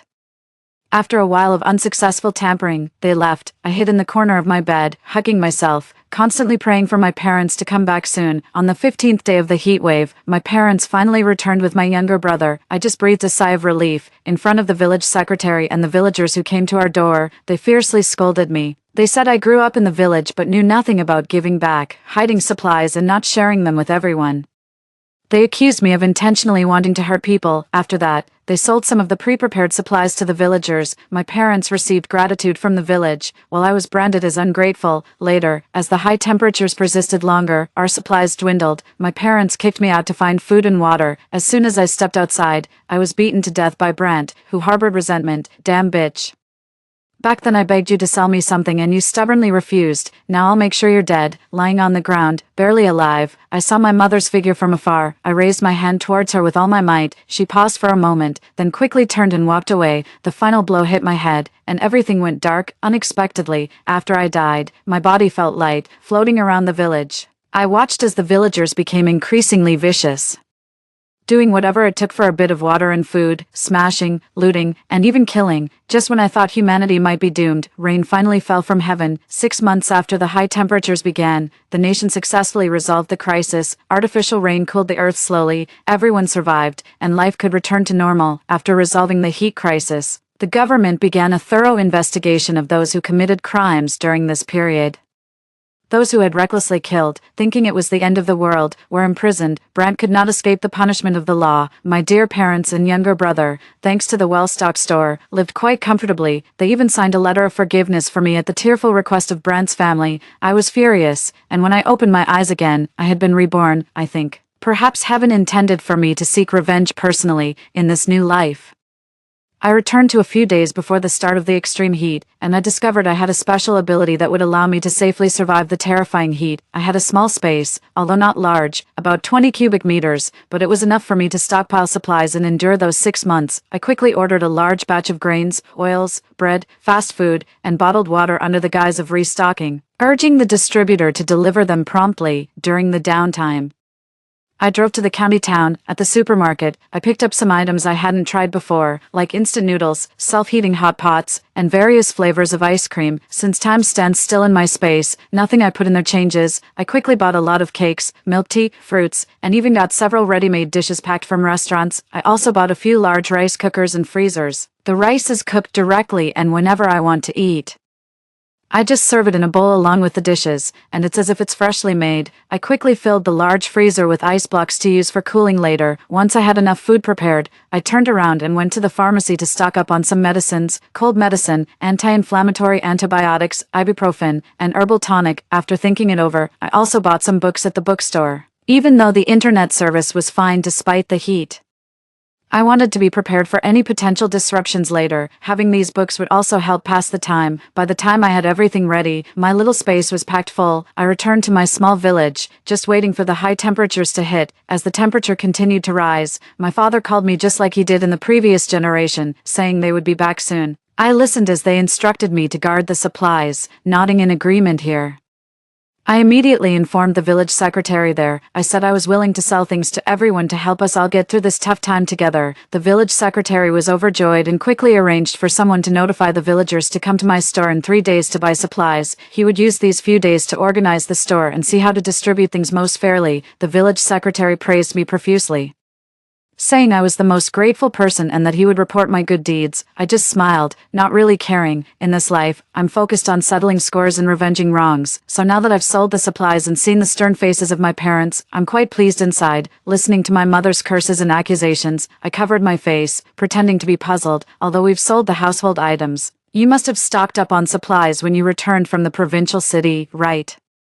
My mother was so angry she nearly slapped me again. That's for your brother, you don't get a share. My brother seriously added, yeah, that was bought with my money, according to our family rules. If you didn't contribute financially, you're not entitled to a share. My parents nodded in agreement as usual. I argued back, you haven't earned money either. It's still mom and dad's money, so I should have a share. My mother exploded. You've already moved out.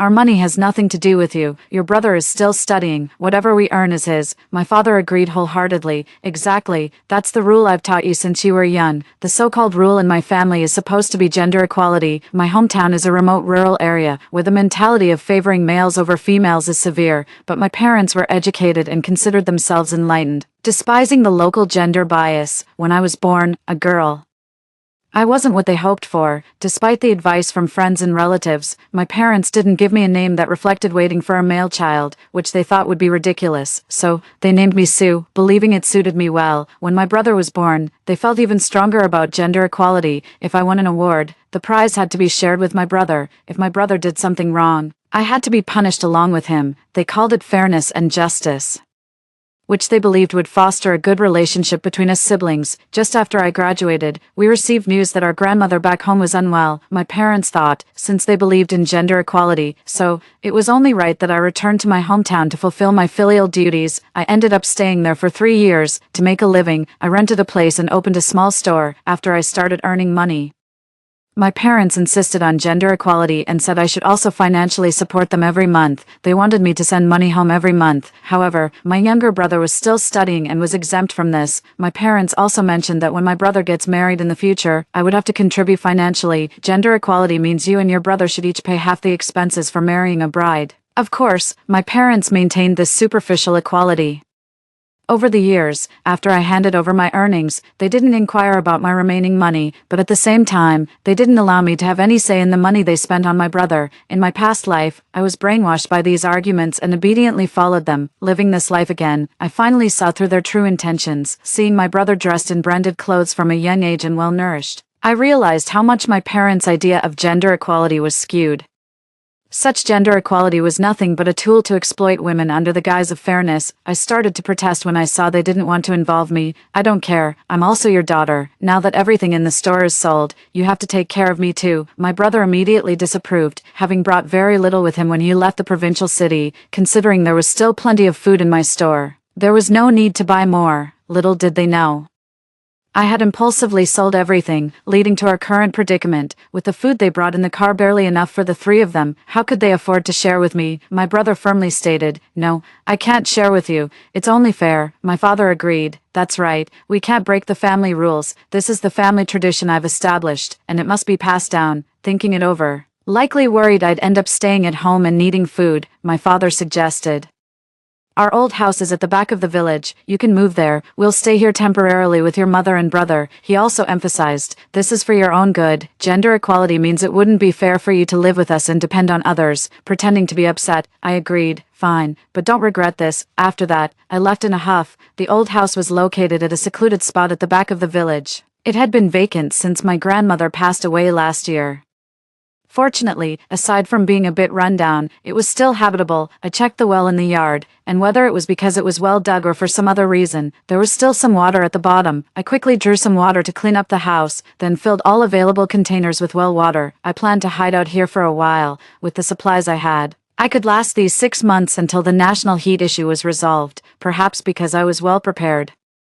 My days in the old house went smoothly. I had a variety of food stored, allowing me to enjoy balanced meals every day. During boring days, I'd hide in my room with snacks and fruits prepared. Watching movies, reading books, and enjoying snacks and fruits made my days quite delightful. A few days after moving to the old house, perhaps grateful for my earlier decision to sell the supplies, some villagers came to visit me, bringing a bit of food. They also expressed sympathy for me, complaining that my parents were too harsh in throwing their daughter out to fend for herself. Pretending to be upset, I hinted that there were actually still some supplies left in the store's warehouse. Everything had been put away by my parents. My aunts, with shifty eyes, subtly inquired if there were any other hiding spots in the store. Pretending to be naive, I informed them one by one. Currently, everyone's home supplies are quite ample, so no one is thinking about committing crimes. But once the food runs out, it's a different story. The evil in human nature is always unpredictable. Soon, the temperature soared to over 50 degrees Celsius. Unless absolutely necessary, no one dared to go outside. At that temperature, just staying outside for a little while could cause heat stroke. Everyone tried their best to stay indoors, praying for this horrific nightmare to end quickly. After 2 months of high temperatures, the old house was cool in summer and warm in winter. I found a room shielded from direct sunlight to use as a bedroom. Outside, the sky was cloudless with the blazing sun suspended high. The ground was cracked like a tortoise shell, steaming and rolling with heat. I hid in my room with a bucket full of large ice blocks taken from the space freezer in front of me. The ice bucket emitted a faint coolness. I leaned in to enjoy the rare relief. I also took out some cold drinks from the space and started eating a watermelon with a spoon. I was so comfortable that I sighed with relief. Suddenly, I heard someone knocking on my door. I quickly stashed everything back into the space and, feigning weakness, went to the door to ask, "Who's out there?" "Sue, open up. It's your parents." I was stunned, not expecting them to come in such hot weather. I opened the door to find my parents, whom I hadn't seen in 2 months. They looked noticeably thinner than when they had just returned to the village. My mom, sizing me up, said cheerfully, "Sue, Mom and Dad came to see if you're doing well." As she spoke, she pushed past me into the house. My parents looked around the dilapidated old house while searching everywhere. The old house had few pieces of furniture. It was mostly filled with broken wood. My mom made a face of disgust. "This house is so old. It doesn't even have furniture, Sue. Where have you been cooking these days?" The dilapidation of the house was intentional. I had dismantled some unnecessary furniture long ago and thrown it into various corners. Apart from my bed, a small table, and a chair, there was not a single intact piece of furniture in the entire house. It was all a mess. This was to prevent any ill-intentioned people from targeting me. Unexpectedly, no one from the village came. But my parents were the first to visit. I pursed my lips, pretending to be pitiful. "Mom, where do I have food to cook? I've been surviving on dried bread and instant noodles that the aunts sent before." My mom's eyes lit up, and she immediately pressed on. "Oh, where did you put them?" I pointed to a broken bamboo basket in the corner of the hall. "It's hidden in there." My mom quickly stepped forward, flipped the basket over, and indeed found a small bag of bread and a half bag of instant noodles. She looked somewhat dissatisfied and glanced at my dad. My dad had already checked several rooms and found nothing. He could only shake his head at my mom, frowning. My mom said to me, "Sue, you haven't paid this month's support money yet. Mom will just take this food in lieu." "Mom, if you take it all, what will I do? I'll starve. You're grown up now. You can't rely on your parents anymore. Girls need to be independent. You have to rely on yourself." After saying this, my mom, holding the food, and my dad hurriedly left under the scorching sun. I was already prepared for my parents to come asking for food. Unexpectedly, they arrived just about 2 months after I anticipated. This was much earlier than I had guessed. I locked the door, returned to my room, and pulled out my tablet to turn on the surveillance footage from the store. I run a store in the countryside by myself and, for security reasons, have installed several hidden cameras inside the house. My parents didn't know about this and didn't check after moving in. Now, it was the perfect time to see what was happening. After I left, they moved straight into the house, watching the once fully stocked shelves, now emptied as I had sold everything. Each of them was furious, their faces turning a livid shade of blue. My brother, with a dark expression, kept cursing me as he unloaded supplies from the car. Which family practices gender equality like ours? We treated Sue so well, and she went ahead and sold all our supplies. Such an ingrate. Has she lost her mind? It's practically the apocalypse, and she still plays the saint. Crazy. I won't give her a single piece of these supplies. Let her starve to death in the old house. There were quite a few supplies moved out of the van. I figured that, if used sparingly, they could last about 3 or 4 months. However, I hadn't anticipated my brother's spoiled nature from childhood. He had always lived a life where he could have anything he wanted, never experiencing a lack of food. So now, seeing that he still had a considerable stash of supplies, he indulged without restraint. Our parents initially tried to moderate his consumption, but he retorted, "According to the rules of our house, all of this is mine. You should be grateful I'm letting you eat it all. What right do you have to control me?" Upon hearing this, my parents agreed and stopped persuading him. Then, a few nights ago, a group of people stealthily entered. My parents and brother, having eaten their fill, were sound asleep in bed, completely unaware of the intruders who climbed over the wall and entered through the second floor. These shadows quickly found the hidden supplies, pulled out prepared sacks, and efficiently packed them. By the time they escaped over the wall with the sacks, the 3 were still sleeping like logs. The next morning, waking to find the storage empty, they could only sit on the floor in dismay. Fortunately, they had hidden some food elsewhere, but it was clearly insufficient. After scrimping for a few days, my parents finally thought of me. "Sue didn't take anything, but as long as she's alive, she must have found food." Yes, if she hadn't sold all the food in the store, we wouldn't be starving. This is all her fault, and besides, we are her parents. It's only right for her to support us. They planned to ask for food under the guise of maintenance. Unfortunately, the little food I took wasn't enough for the 3 of them. As soon as my parents returned home, before they could catch their breath, my brother was already complaining as he grabbed a bag of bread. "How is this enough? It's not even enough for one meal." My mother, her face red from the sun and clothes soaked with sweat, still had to comfort her son. "We still have some at home. If we eat sparingly, it should be enough." "That's not enough. Didn't Sue sell a lot of food to those country folk? She should ask them for some. They can't just watch their benefactor starve, can they?" Upon hearing this, my parents' faces lit up with smiles. "My son is so smart. Let's have Sue ask them." My dad took out his phone and dialed my number. Watching my father's actions on the video, my phone immediately rang. "Sue, don't starve yourself. Go ask the villagers for some food. They owe you a favor. Isn't it reasonable to ask for some food?" I suggested. "Dad, who would give away food at this hour?" I replied. "Well, there's still me. Many people in the village are my childhood friends. They'll give you something out of respect for me. But since you're using my connections, to be fair, you'll have to bring most of it back home." He reasoned. "Okay, Dad, just wait at home." I agreed. Ever since my parents were robbed once, people assumed they didn't have much food left. Thieves stopped targeting their place. I was worried about how to draw attention to them, but then they handed me the opportunity themselves. Following my father's instructions, I would go out early each morning when it was slightly cooler and ask for food. I approached the nearest house and knocked. "Uncle, my dad said he's been good friends with you since childhood, so he sent me to swap some food with you." Uncle Benson cracked the door open, eyeing me warily. "No swap. There's hardly any food left here. You better leave." I quickly pulled out a small bag of bread from my coat, ignoring Uncle Benson's suddenly eager eyes, and continued. "My little brother says he's tired of eating bread and instant noodles and wants to try something different." Uncle Benson stared intently at the bread in my hand, anxiously asking, "What do they want to exchange?" "Just some durable vegetables like potatoes and carrots, or even dried veggies would do. Bread is more filling than vegetables." I looked around sneakily and whispered. My parents said getting some veggies would make meals more appetizing. Uncle Benson's eyes lit up, and he eagerly grabbed my arm. "Do your parents still have rice?" "I'm not sure about that. I'm just running errands for them. Afterwards, I'll take a couple of breads back to the old house to eat." Since my parents had kicked me out without food, many villagers knew about it, so they naturally believed what I said. Uncle Benson didn't ask any further. He hurried back inside and returned with a small bag of dried radishes, which he exchanged for the small bag of bread. Then, he firmly shut the door. I repeated the process at a few more houses. As the weather started to warm up, I quickly delivered the food to my parents. They happily accepted the food I brought, thinking I had begged for it.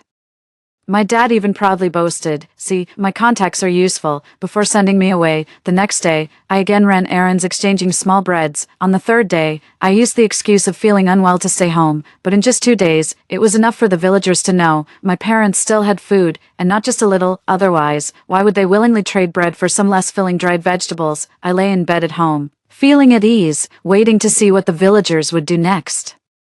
In my room, I held my long-missed ice bucket while watching the surveillance on my tablet. As I predicted, late at night, several figures climbed over the wall into the shop. Since the last theft, my parents had stored the remaining food under their bed, so the thieves rummaged outside for a long time without finding a thing, forcing them to risk entering the bedroom. The noise woke my parents up. They shouted, "Catch the thief! There's a thief!" Seeing they were exposed, the thieves decided to escalate to a blatant robbery. My parents tried to intervene but were beaten up. They lay motionless on the ground as the thieves left. In passing, they also beat up my younger brother who came out to see what the shouting was about. Only then did I climb over the wall and escape. From the security footage, I watched this family's faces swell and turn blue. Finally, I felt a sense of revenge. Just wait. Now that you've succeeded, everyone will know you still have food hidden.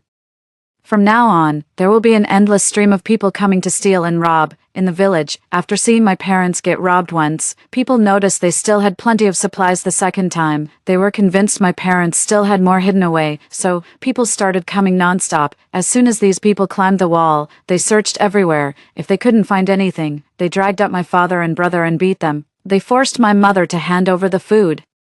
My mom had nothing left, and could only watch helplessly as her husband and son were beaten to a pulp. Once everyone realized they truly had no food left, they left grudgingly. After they left, my mom scrambled up and, crying, called me. I picked up the phone slowly, listening to my mom lament. "Sue, your dad and brother have been beaten. Doesn't dad have many connections? Why didn't he ask for help?" My mom was taken aback by my response and continued crying. "Dear, please go find some food.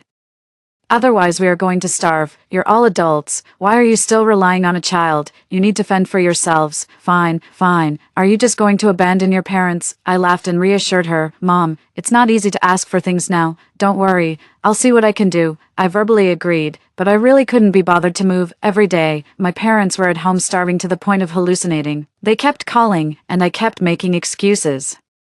People wouldn't give me anything. There was no one at home. When they became desperate, I suggested, maybe try looking for food in the hills behind our house. Everyone is heading there. Our old home is near the mountains, but the nearby mountains aren't very high. In the past few months, they have become barren and yellow, but this is the only place in the countryside where food can still be found, even though the outdoor temperature has reached over 60 degrees Celsius.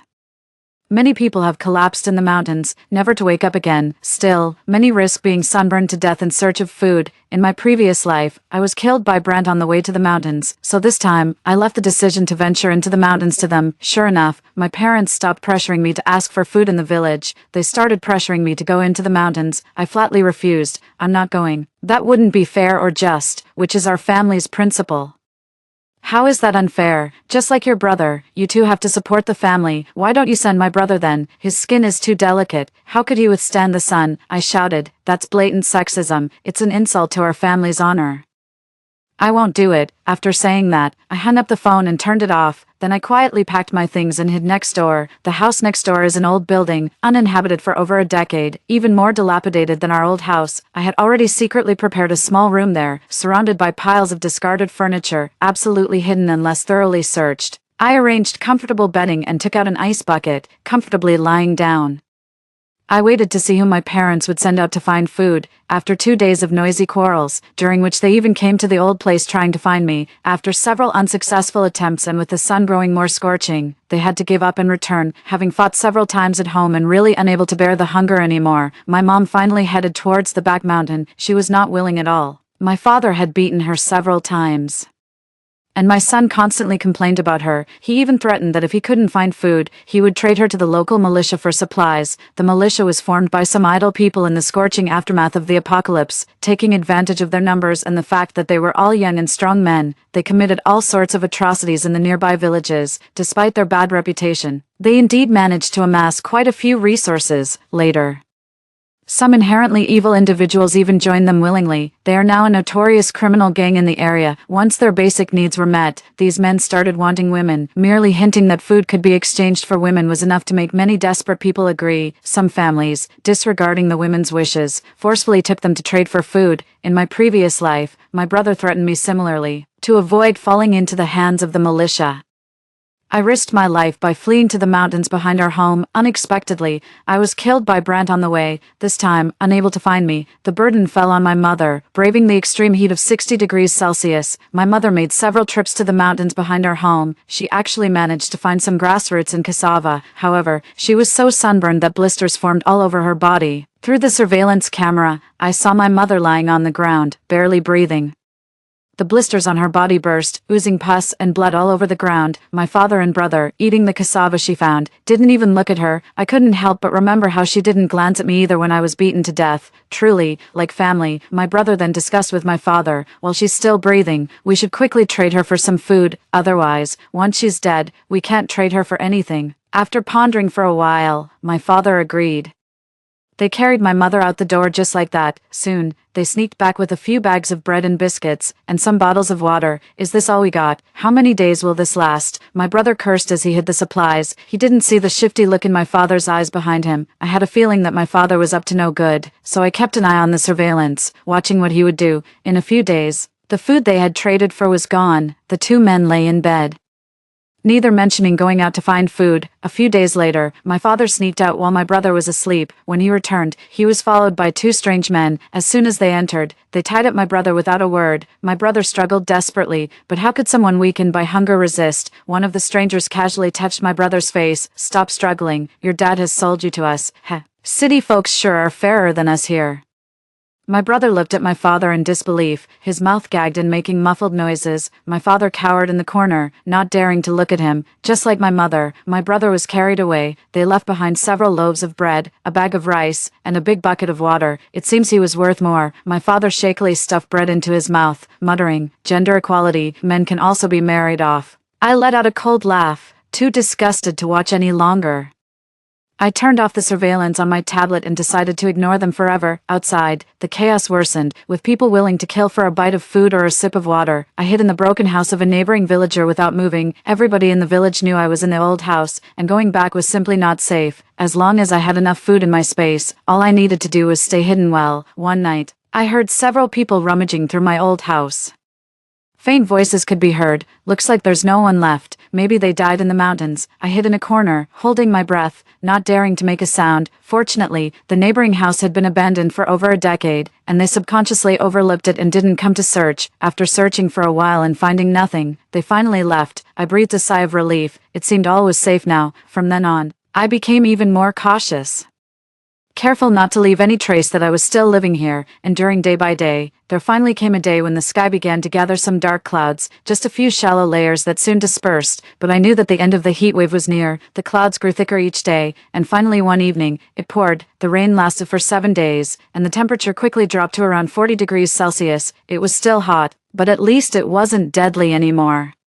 The village began to come alive again. Those who survived walked out of their homes, kneeling in the rain, weeping bitterly. The apocalyptic heatwave had ended. The government reacted quickly, and soon, the self-defense groups were arrested by armed police. Those who dared to resist were shot on the spot. The public security also quickly organized village officials to thoroughly investigate those who had committed crimes before. Many were detained, and the village's public order returned to pre-apocalyptic conditions. Only then did I dare to return to my old house and interact with others. One day, the village secretary approached me to identify the bodies of my relatives. My mother had died just days after being sold, discarded by the self-defense group in a mountain ditch. My brother had been alive but went insane, disappearing during the chaos of the self-defense group's arrest. My father, however, was a surprise. I thought he might have starved in the house or sought refuge with the self-defense group. Instead, he was killed by Brant over some food. He had sold people twice, and Brant had seen both times. After selling my brother, Brant sneaked into the house under the cover of darkness. He intended to steal some food, but my father discovered him. In the struggle, Brant pulled out a kitchen knife and struck him. Brant killed him, took the food, and left. He was later caught and sentenced to death. I silently collected my parents' ashes and buried them in a pit in the back mountain. In the end, good and evil received their due. A year after the heat wave ended, I left my hometown and settled in another city. After the heat wave, the village secretary reported my deeds of generously helping my fellow villagers. Eventually, the province awarded me a humanitarian award and a cash prize. With that money, the proceeds from the store sales, And my previous savings, I bought a small apartment in a city with a mild climate. I got a job in a company that matched my college major in accounting. Every day after work, I would come home, pet my cat, and cook myself a delicious meal. Life went on peacefully and beautifully. Only the scars on my body reminded me of everything that had happened in these two lives.